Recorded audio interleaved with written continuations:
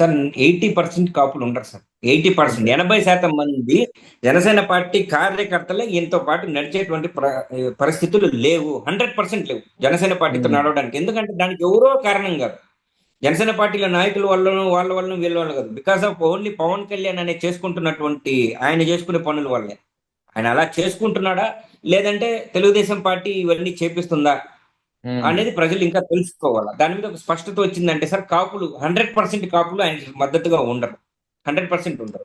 ఆయన ఎంతసేపటికి తెలుగుదేశం పార్టీ పల్లకి మోయండి, తెలుగుదేశం పార్టీ చంద్రబాబు నాయుడు గారితో మనం నడవాలంటున్నారు. ఈరోజు లోకేష్ గారికి పల్లకి మోస్తూ ఆయన అభినందనలు తెలియజేశాడు వర్కింగ్ ప్రెసిడెంట్‌గా. తర్వాత రేపు నారా లోకేష్ గారి కొడుకు వచ్చినప్పుడు మళ్ళీ ఆయన్ని కూడా బోయమని చెప్తాడని వీళ్ళకి భయం ఉంది. హ్మ్.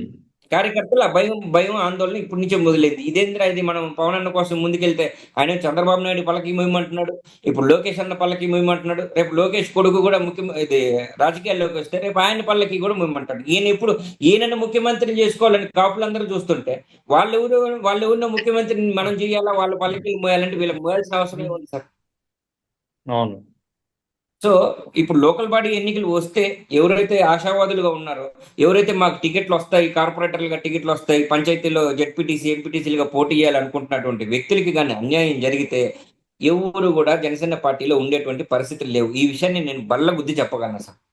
Right sir. Right. Right. Thank you sir. Thank you.